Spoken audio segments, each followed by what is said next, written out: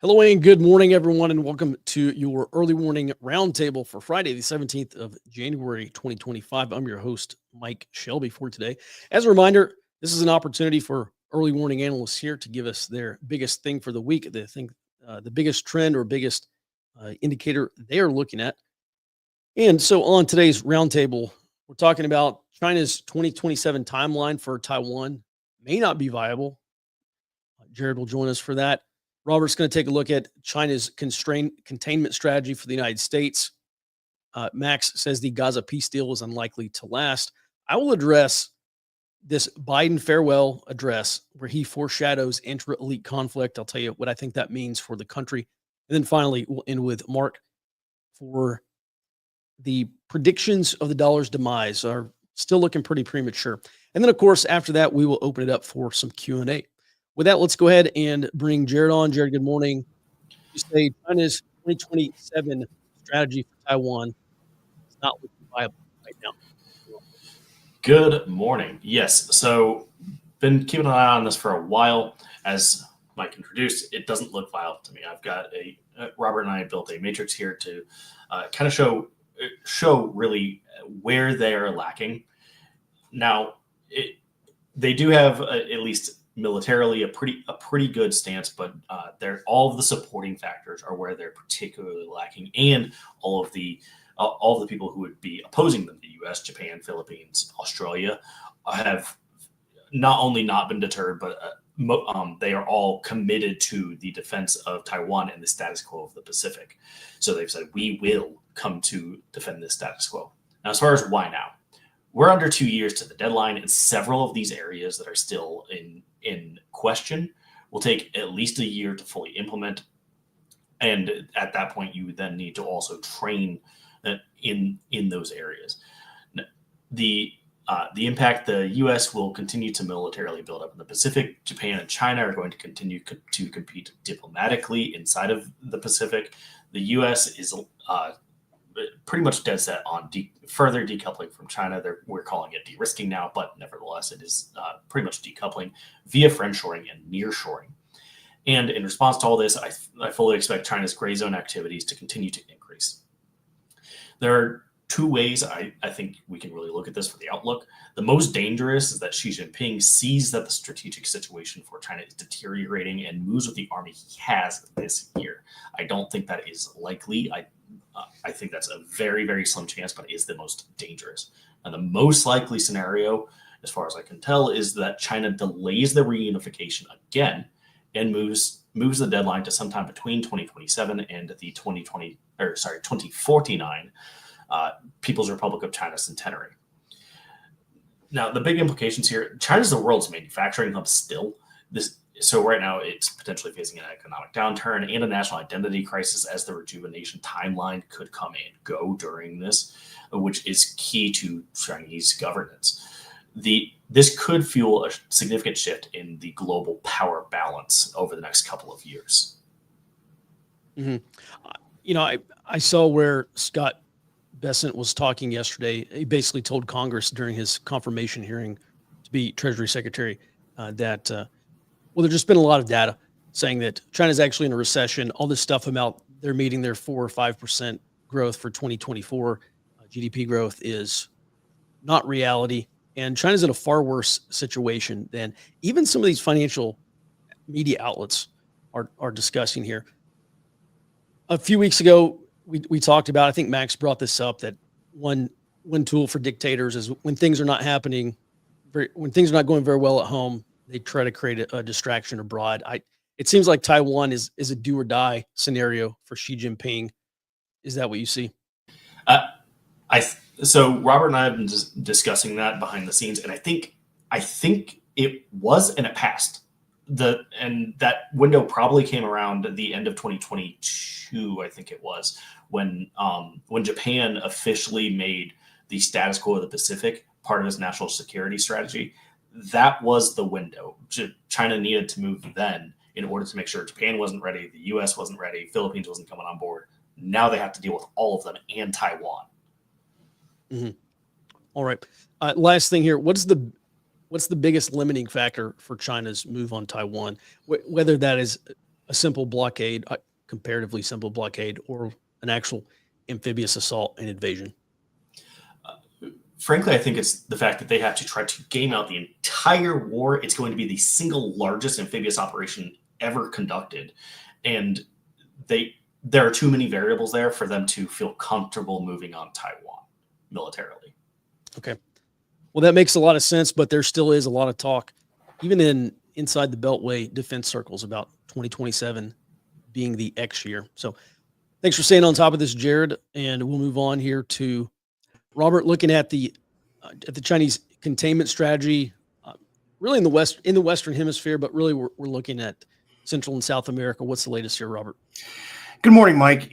Looking at how China has been gaining influence in the Western Hemisphere, I think this is part of an attempt by China to contain the United States.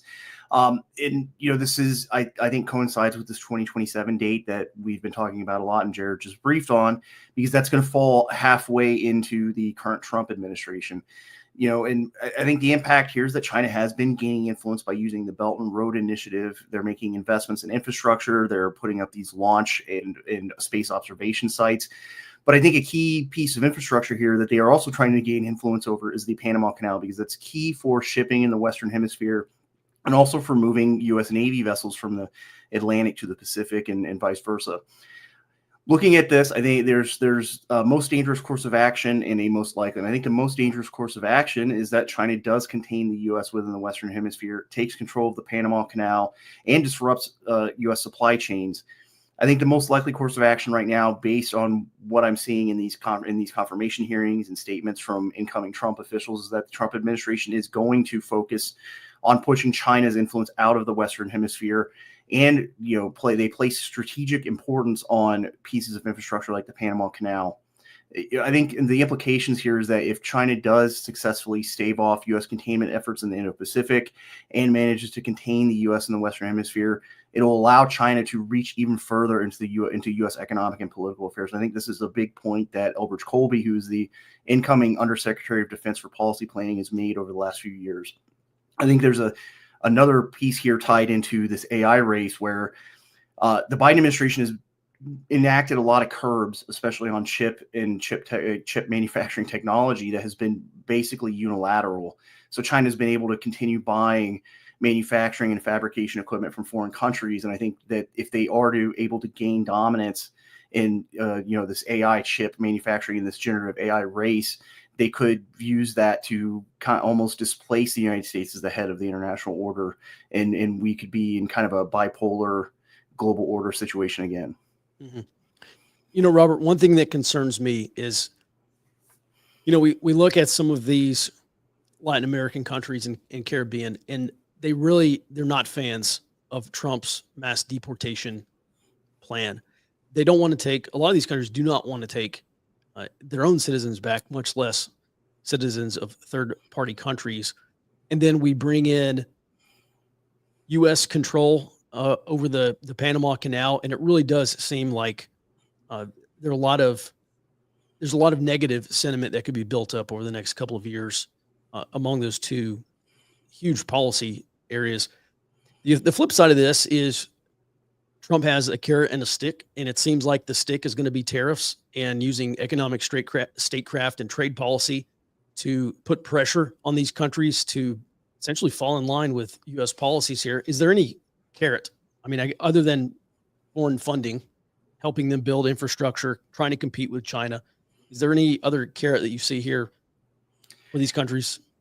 I think that is the carrot, is trying to basically displace this Chinese foreign direct investment with U.S. foreign direct investment. I think it's really the only carrot the Trump administration has, because I agree. I think especially this remigration thing is going to be a key disagreement between the Trump administration and some of the many of these countries. Some have capitulated a little bit. I think Mexico, Sheinbaum, has kind of backed off of a little bit of the aggressive messaging and said that she's going to cooperate after the threat of tariffs. But a couple of other countries are still not willing to accept remigration, and so I think that is a potential pitfall for the Trump administration response, is that the stick of tariffs combined with domestic immigration policy, undermines, an attempt to push China out.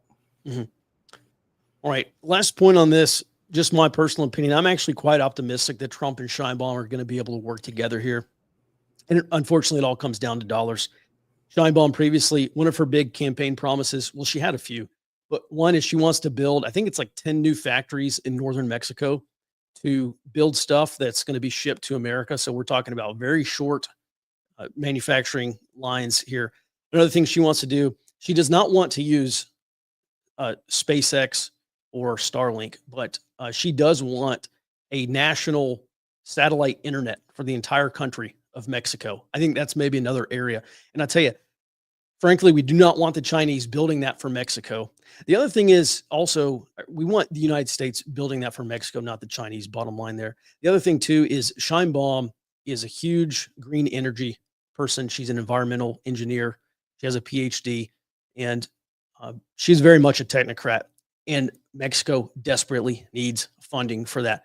So again, I'm fairly optimistic that Trump is going to be willing to write checks to Mexico to really help solve. I mean, really, this Mexico is the linchpin in our huge southern border crisis. So I'm pretty optimistic. All right, interesting, Robert. Thanks for that. And on that note, we're going to move on here to Max, who says a Gaza peace deal is unlikely to last. We are seeing the first step. What's going on, Max? That's right. Good morning, Mike and viewers. Well, you've probably seen in the news that the Gaza peace deal is on its way through the approval process in Israel, and that is true. The Security Cabinet voted on it this morning and approved it, and it's going to the full cabinet probably as we speak, if it hasn't already gone through. So the big question is, after all of this warfare and all this fighting, why this peace agreement right now? Because there seems to be a lot of discontent, especially on the Israeli side, not necessarily in the Netanyahu government, but in some of the conservative elements of Israeli society, and even within the government, very conservative members are against this peace deal.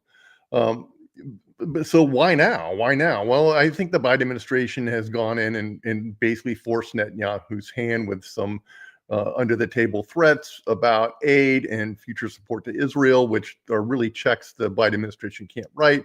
But I think Netanyahu, has basically said, okay, yeah, we're gonna go along with this. And there is a lot of attention within Israel on the return of the hostages. That's a very big thing. So I think Netanyahu's basically said, okay, let's give it a try. Let's see how this goes. And it basically feeds into the Biden administration's current objective to collect as many gold stars for the Biden administration on the way out the door, so they can say everything was a success, which, whether you believe that or not, that's up to you.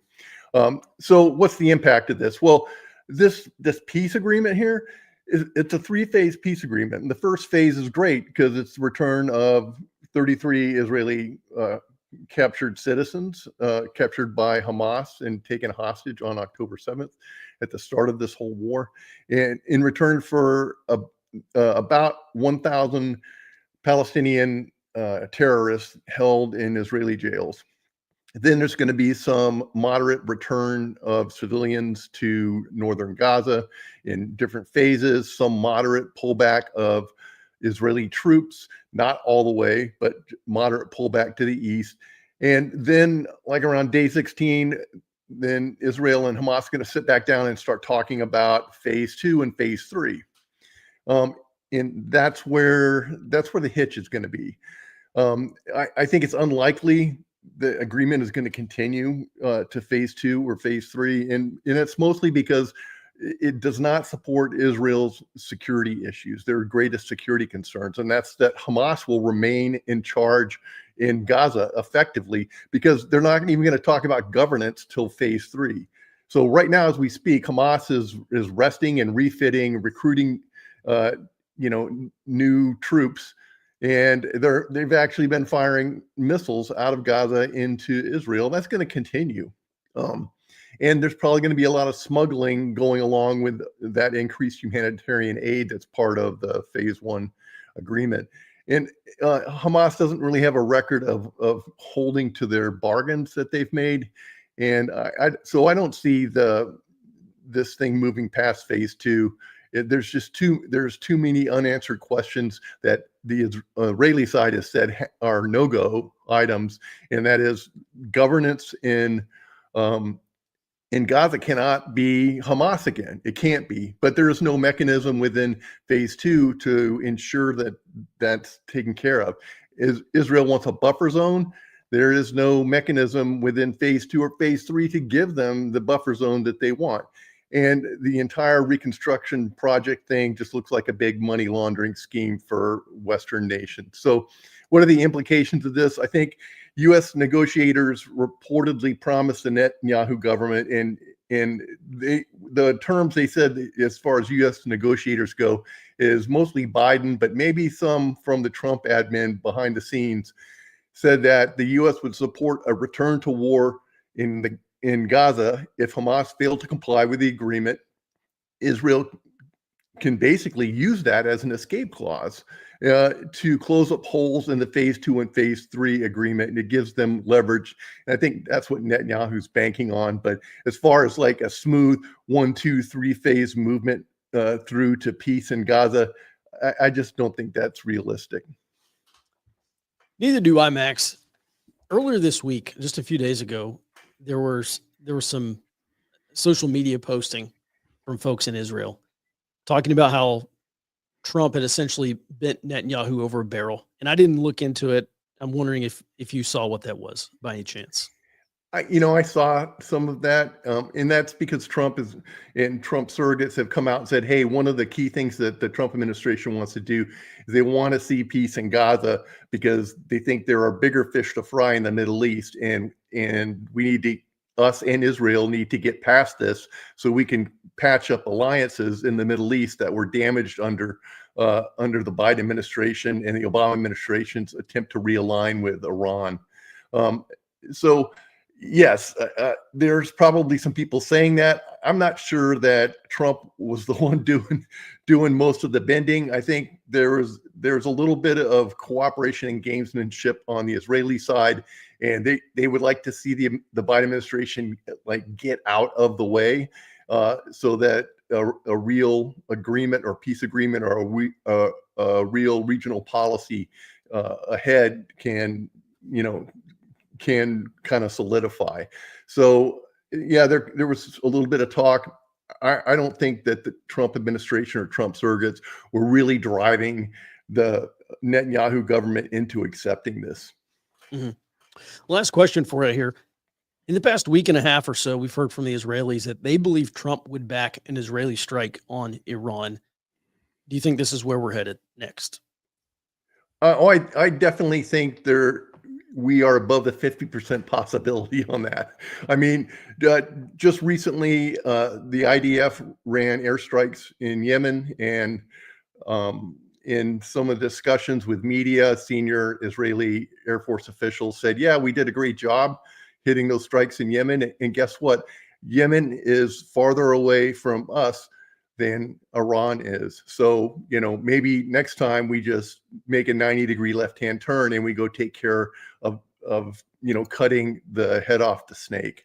So I'm sure that discussion, which happened with senior Israeli Air Force officials and Western media and Israeli media, that wasn't just somebody shooting off the hip kind of thing. That is a message that they're sending. And it does look like the Israeli Defense Forces are using these strikes in Yemen to kind of train and prep their Air Force for a larger operation against Iran.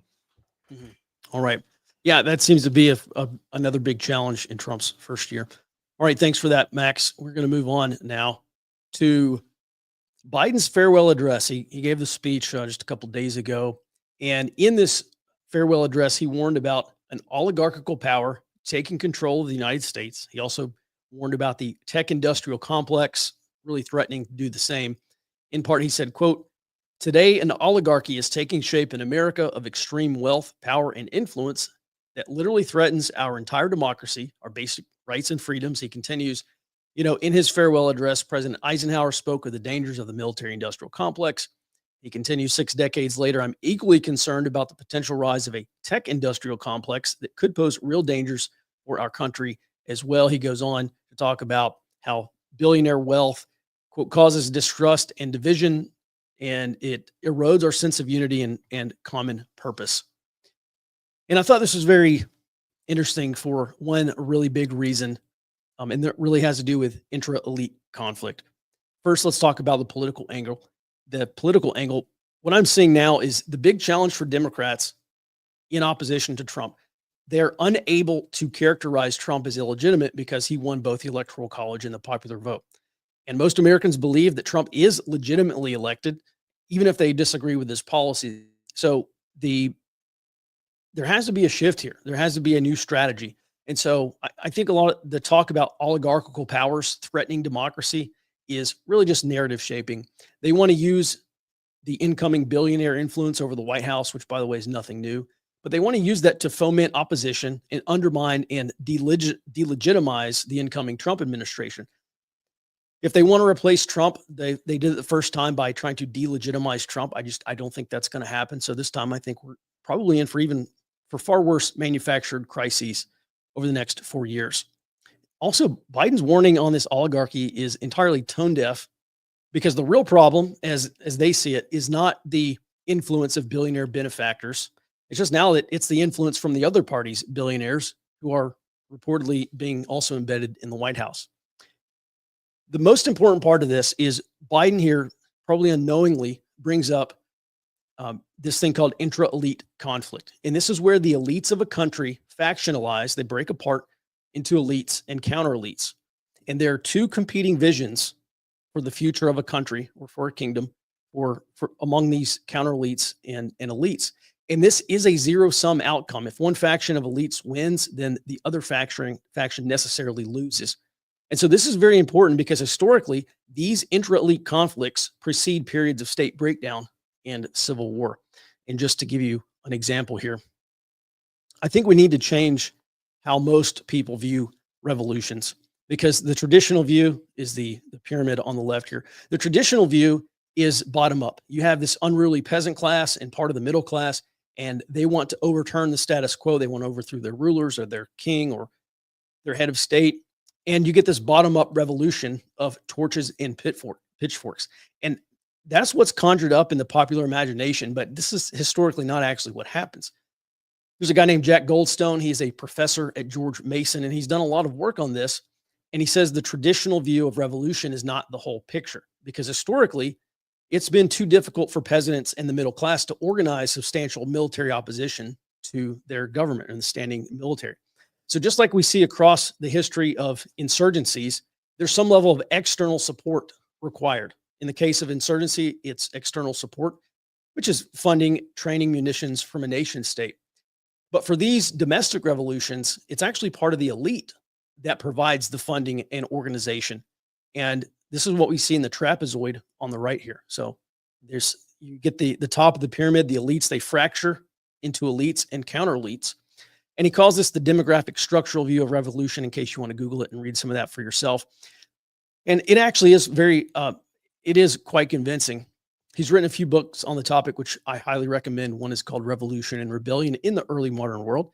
And he shows that you see factionalization among elites, which is what we're seeing now in the United States, but you also see it in the lead up to the English Civil War, the French Revolution, the collapse of the Ming Dynasty, and then later the Taiping Rebellion, which killed 20 million Chinese people, the Ottoman crisis, and others.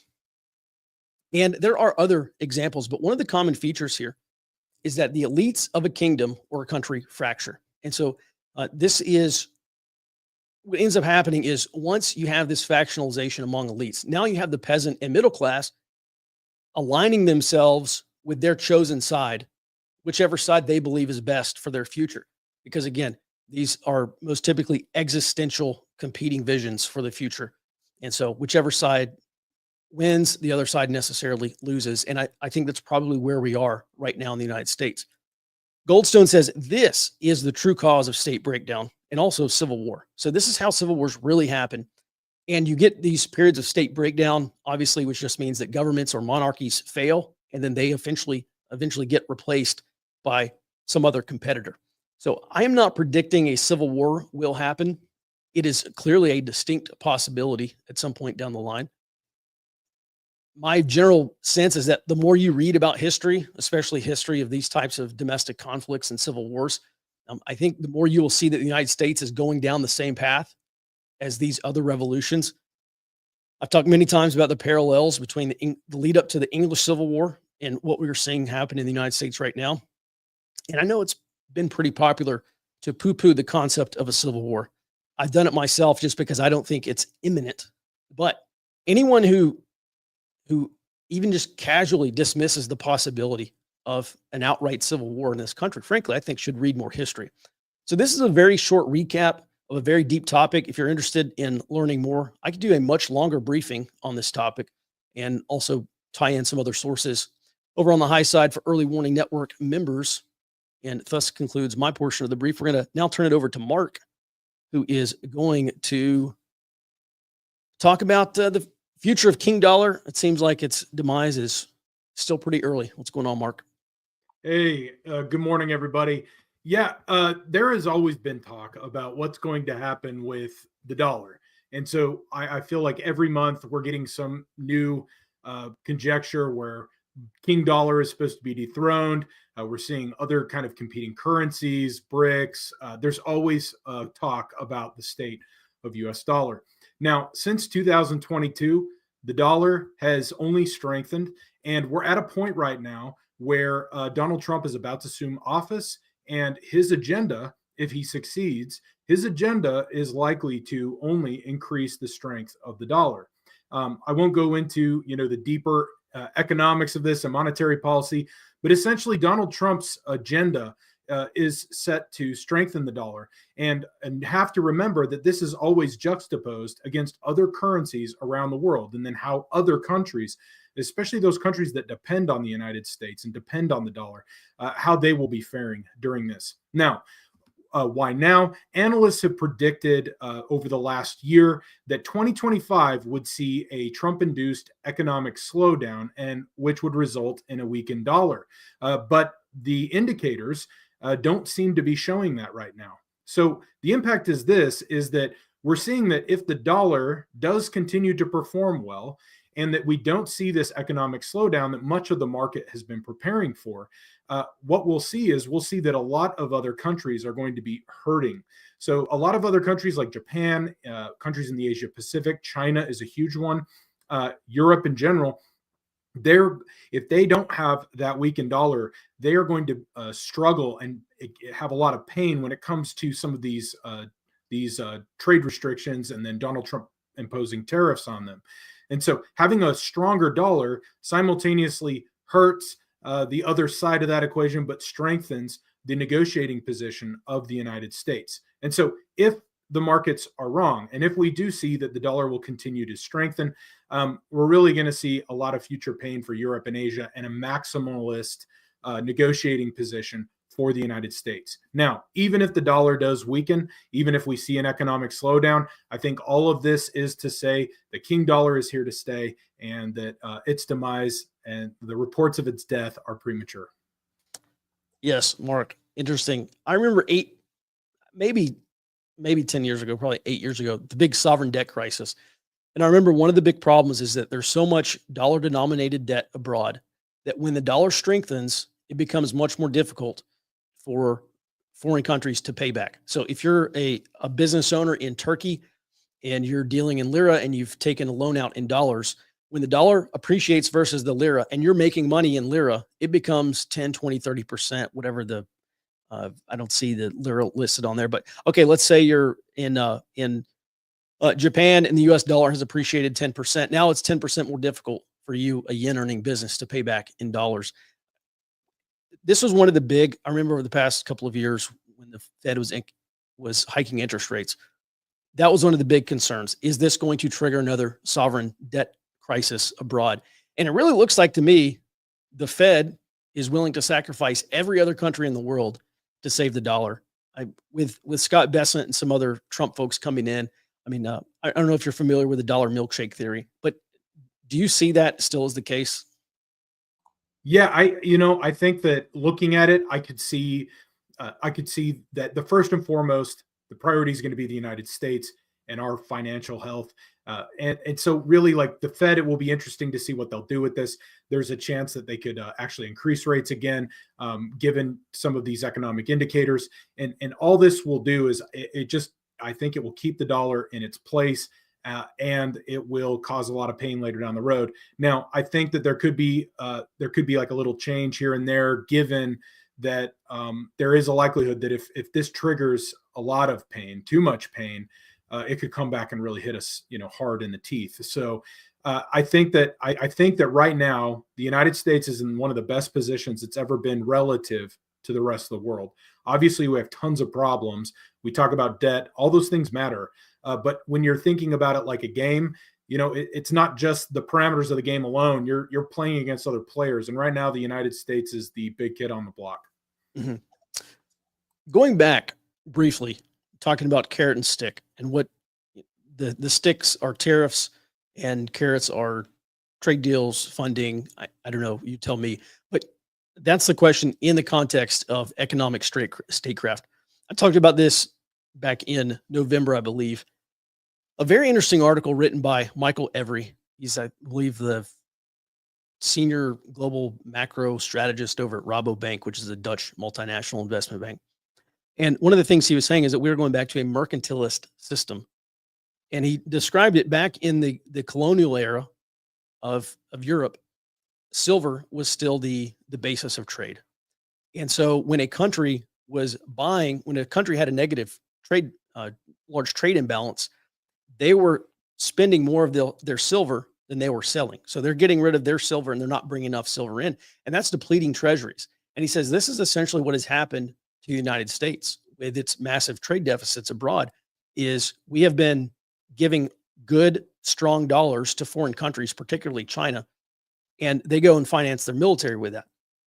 In the interwar periods of Europe, they were effectively taking that silver and buying mercenaries and building up their army, which made them a threat to the country, to their neighbors, but specifically to the country with which they had this large trade imbalance.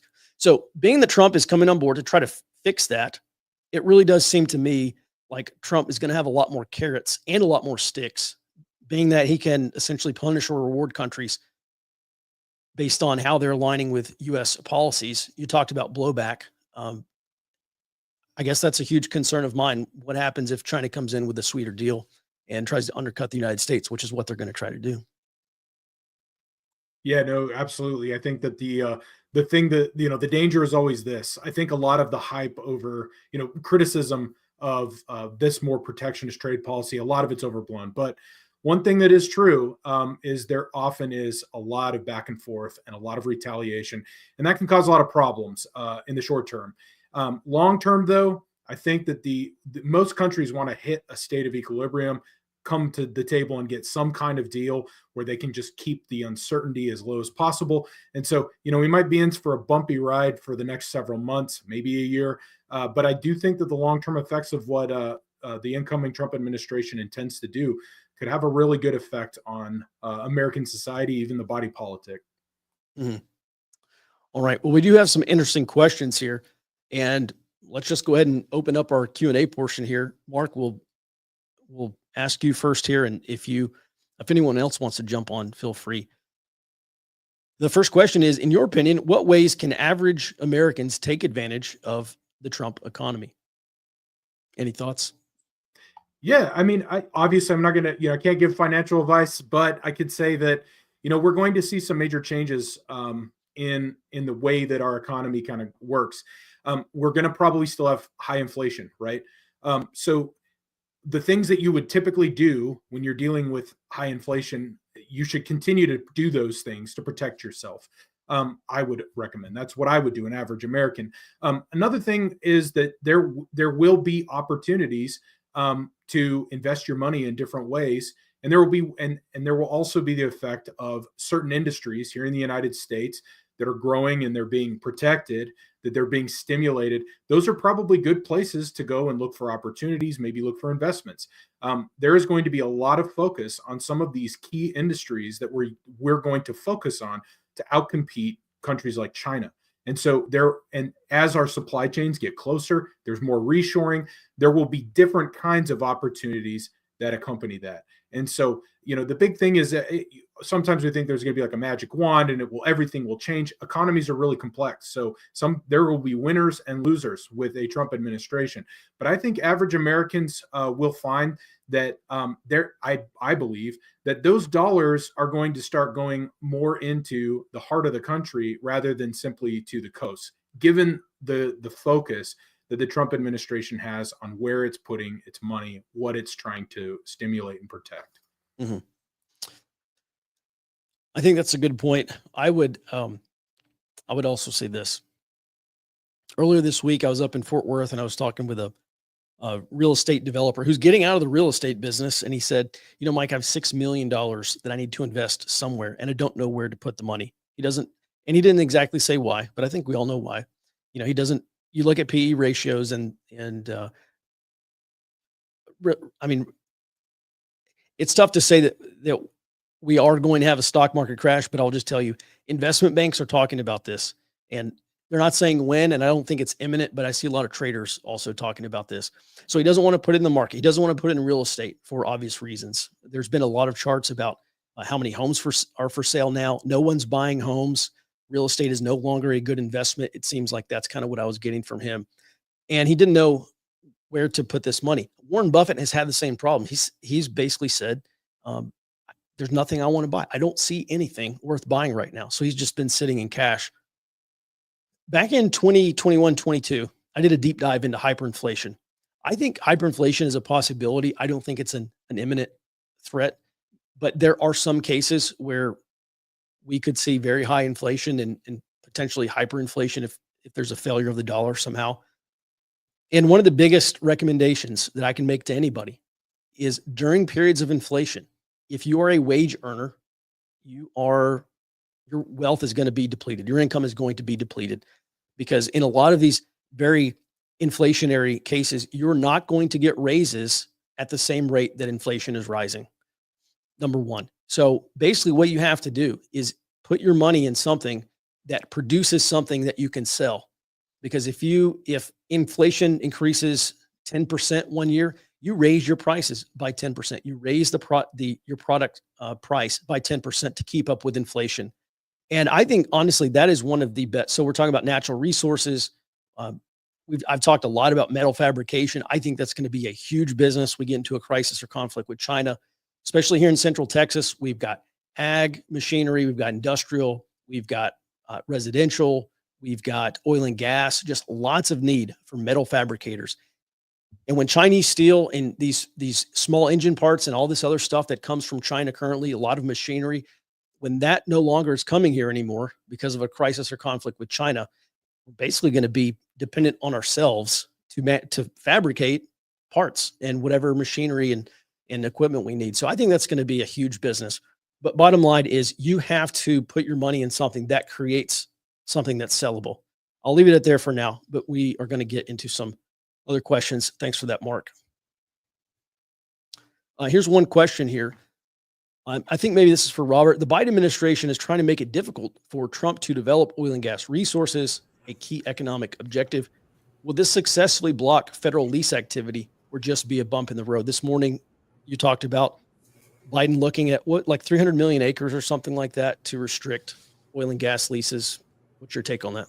Well, I think these are going to be fought in the courts. They already are. That was something that these oil companies in the Alaskan Natural Petroleum Reserve said. They're already fighting these kind of decisions based on Biden executive orders in the courts. But I think the bigger long-term issue is that reading what a lot of these oil companies are saying is they're basically being deterred from bidding on a lot of these leases because, one, they're difficult to develop.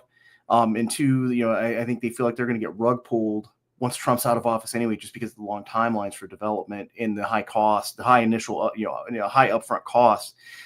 So I think that's really kind of the two. I think it is deterring this potential Trump energy policy because these companies are going to be gun shy to jump in on these opportunities, because they're going to expect that once Trump leaves office, if there is a Democratic administration in 2029, they're going to rug pull on a lot of these federal leases.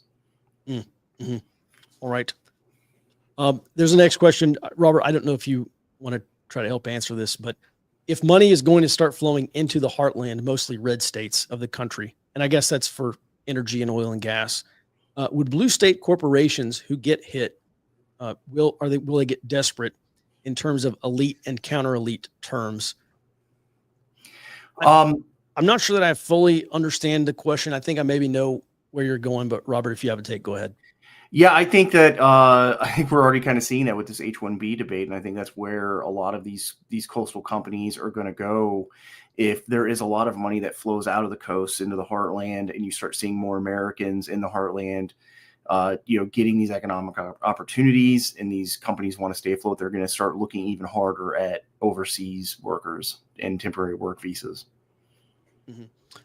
Yeah, I recall California Governor Gavin Newsom, just kind of gloating several years ago about how all the new jobs, the high-tech jobs, are going to blue coastal states, and natural resource jobs are being depleted away.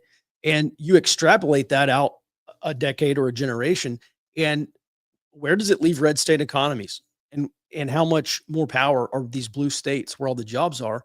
How much more power are they going to have? And I think it's a fair question. One thing, Trump is kind of, I guess, holding some of this FEMA money, or will hold some of the FEMA money for Los Angeles over the heads of Californian politicians. I look at that and I say, we can also look at what Trump did with the SALT tax, where you're not able to deduct certain taxes from your federal tax liabilities, which really hit blue states. I don't know, Robert, are we going to see some kind of economic warfare here by the Trump administration, specifically against blue states? Because we're going to see economic warfare from these blue states against the Trump administration for sure. Well, I think on the energy side, that could be one angle. If the Trump administration does want to go on an economic war with the blue states, is putting more, especially on the energy side, putting more money into gas and oil, because that's going to take away from a lot of the green energy push. And a lot of those companies are, headquartered in California, and they're building out projects for these data centers that are coming up in some of these blue states like Illinois, Virginia, which is becoming much more purple, California, which is very heavily blue. And that money will flow to these oil and gas projects. I think that's one aspect of a potential, economic war. On the other hand, some of these blue states of California have control of major, very important ports, the Port of LA, Washington, the Port of Seattle. A lot of economic activity goes through these ports, and you can't necessarily go to war with a state that has control of your key infrastructure. Mm-hmm. Well, I think that's a good point. All right, Robert, thanks for that. Just in terms of U.S. dollar appreciation, sorry, there was one more question here. Frozen Nomad. I recall some financial analysts predicting or pushing for something similar to Reagan's Plaza Accords happening should dollar strength continue. And like Mike says, the desire could give Trump leverage. Yeah, the Plaza Accord was back in mid, like 84, 85 or somewhere around there. And basically what you had is the US dollar very rapidly appreciated against the Japanese yen.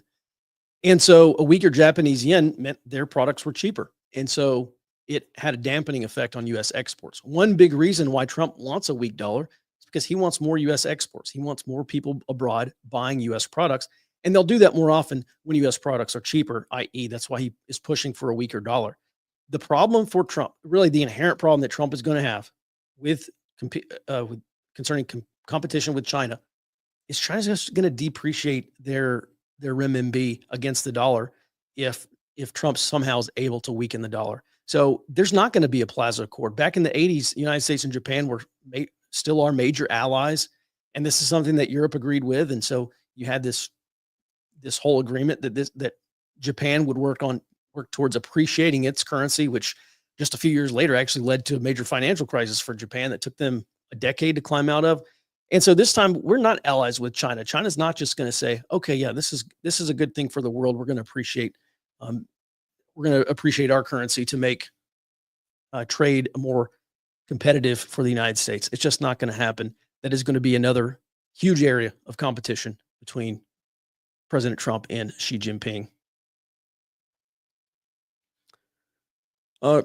Max, Mark, maybe Jared, what do you think about the reach and control some EU leaders are trying to exert in the U.S.? I think they're trying to go after Elon Musk and like social media apps, specifically Twitter/X. Will U.S. citizens or companies face any free speech related harm from EU authorities? Max, it's hard for me to see them having any success here in the United States, but could we start to see Americans being arrested potentially in Europe for stuff they say on social media, either in Europe or here in the United States? You know, Mike, that's a good question. I could see that Americans being arrested in, say, the UK or in Germany, some of these kind of flaky EU or European countries that are really, really upset with freedom of speech. And I could see that happening. I mean, will they be able to project into the United States, sign out a red notice with Interpol and ask, say, the Alabama State Police to go and arrest, some guy who mean tweeted them on X? I don't think we're there yet. I don't think we'll see that happen during the Trump administration. I mean, if we swing back hard left again and the authoritarian police state kind of reemerges, then yeah, I can see that. But that's like long term. But I definitely think you have to be careful about going to Europe if you are saying things about the European nations, because they are in deep trouble right now.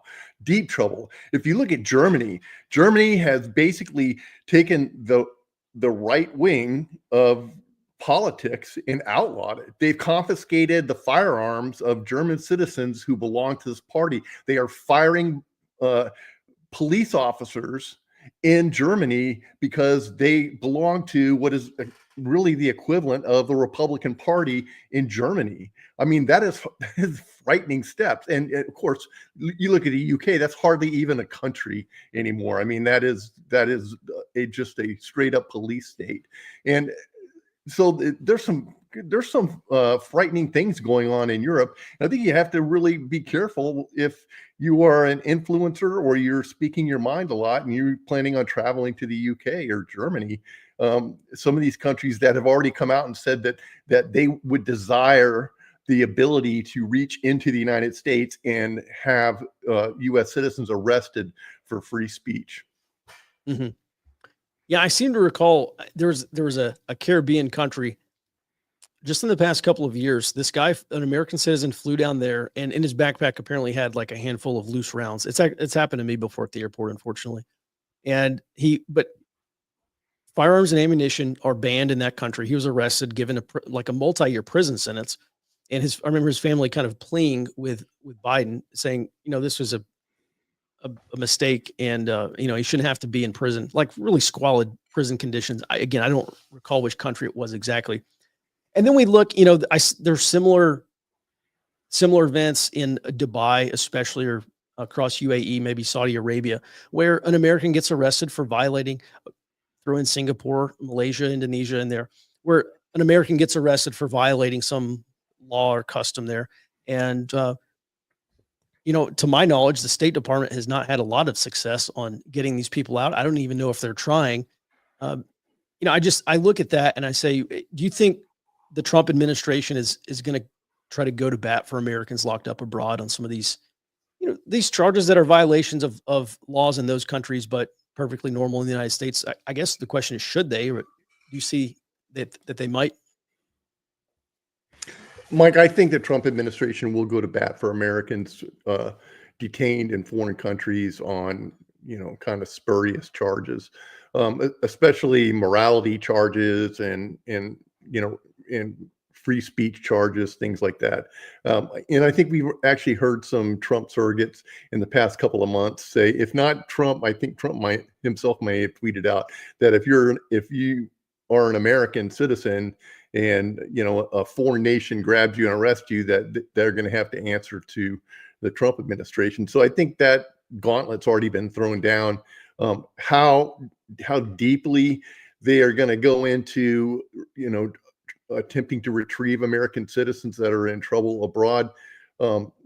We still have to wait and see. That's a State Department function. And up until, well, I mean, Rubio is not the Secretary of State just yet, but the State Department has a very, very poor record of trying to help out Americans that aren't of like specific classes. I mean, if you're a lesbian woman of color basketball player and you bring your weed to Russia, oh yeah, then the State Department is going to move mountains to get you out. But if you're some guy who has 2 9mm shell casings in his in his carry-on bag, and you got 20 years in prison in a Caribbean hellhole, they're just laughing about that because politically they're aligned with gun control. Now, when Rubio comes in and shakes up the State Department, which I think he might actually do that. I mean, his opening comments in the confirmation were a breath of fresh air. I don't think I've heard anyone say what he said in the past at State. So he could come in and shake things up, and we could be back in the business of, the American passport meaning something. Mm-hmm. One other question here. Let's go back to Europe. Talking about UK and UKistan. We have seen, and I've only paid attention to this vaguely, but we have seen, I think, a little bit of a rightward shift in politics in Europe. AfD is doing, I think, maybe better than they ever have. German elections are coming up next month. Meloni was elected in Italy. A handful of other countries have had success for right-wing political parties. Do you see that this is an actual right-wing shift, like backlash towards mass immigration and these other policies? And then I guess we can kind of ask the same for the future of the UK. I do see it as a backlash from some very unpopular policies. And let's face it, what's happened in the UK to that country is abominable. I still do not understand how they don't have an active insurgency, an armed rebellion going on in that country with heritage, English people just saying, hey, I am not going to take a knee and wear your shackles anymore. I mean, I'm astounded, especially with the last situation over there where it came out that both the government and the ruling class were like looking the other way and even facilitating South Asian grooming gangs raping, tween-age girls. I mean, who does that? What country facilitates something like that? That is bizarrely inappropriate. And so yeah, I see a backlash from not just the right, but just the average citizen in Germany or in the UK or in France that are saying, hey, enough of this stuff. This is destroying our country. It's destroying our heritage. It's destroying our way of life here. And we don't want it to happen anymore. And the more, these governments bring the jackboot down, the more the reaction to that is going to be more, greater and more severe. So I think we're just now seeing the beginning of it. And I think that they're going to feel emboldened with a United States that is moving in that same direction. These elements within these countries in Europe are going to feel like, hey, we have some backing because the U.S. is going in this direction too, and we can possibly push, these authoritarian governments out of our capitals and return some sanity to what's happening in our country. Mm-hmm. Hey, Max, I got another question for you here regarding the future of Europe. And I think this is a big deal. So the Secretary General of NATO last month, and he said it again just a few days ago at the NATO Defense Committee meeting, he said NATO needs to adopt a wartime mindset in order to deal with the dangers. Apparently, he's implying that a war with Russia is maybe like 4 to 5 years away. And we've seen a lot of NATO countries, I say parrot this time frame. And so that seems to be the general feeling among senior NATO officials. But if you're the UK, if you're Germany, some of these other countries, how screwed are you when it's going to come time to draft your native European populations to go fight the Russians, and you have the other third of your country of Middle Easterners and Sub-Saharan Africans that will not join the draft, or they will not go fight the Russians? I just see that as a very difficult time for these countries. I don't actually think most of these NATO countries can actually go fight the Russians. They can't, Mike. I mean, if you look at the UK, they are shedding military capability weekly. They're at a point now where they are militarily insignificant, and this plays into the relevance of NATO now.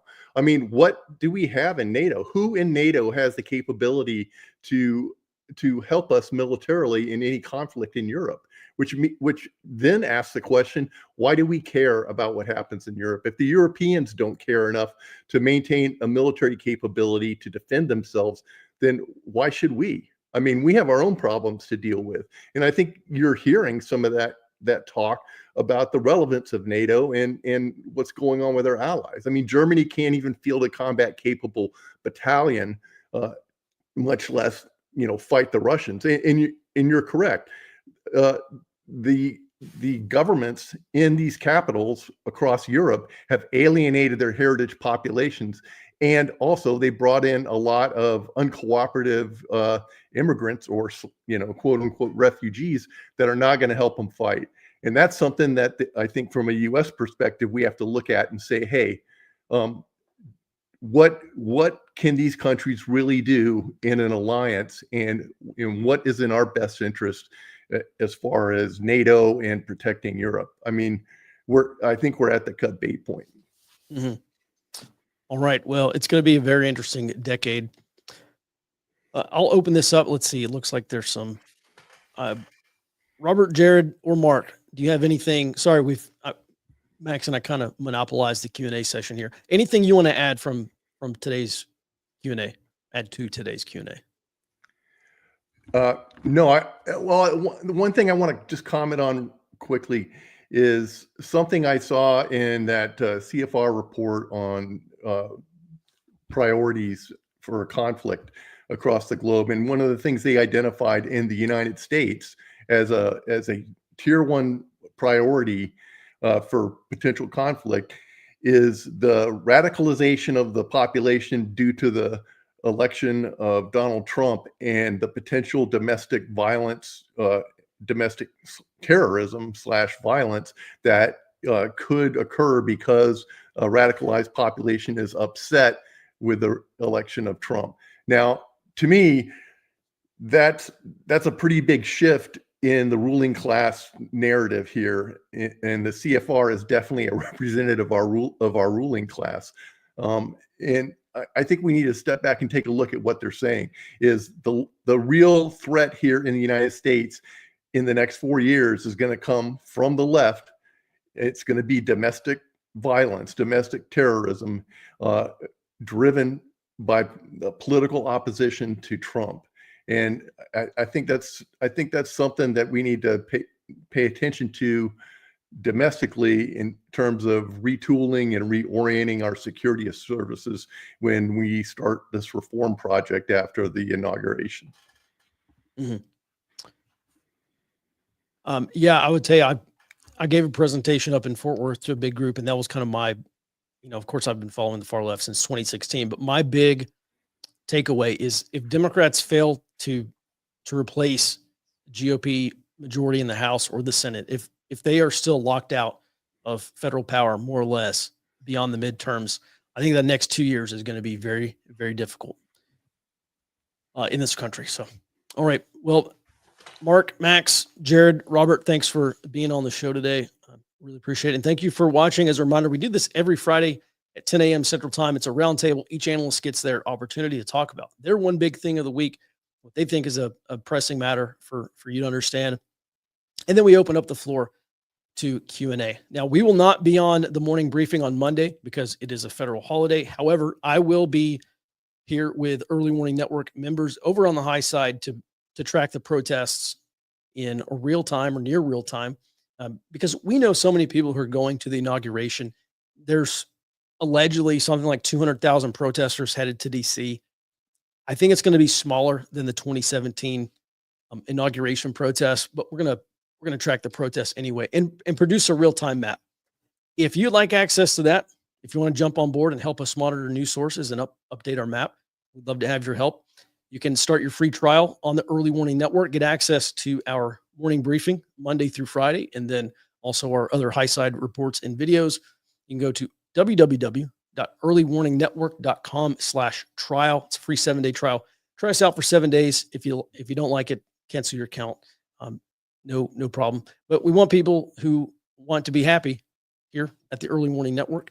You can join over 2,000 members now on the Early Warning Network. We'd love to have you. Again, that's www.earlywarningnetwork.com/trial. And with that, everyone, we'll be back in your inboxes on Tuesday, back on the morning briefing, Tuesday morning, 08 Central Time. Until then, be well and stay out front.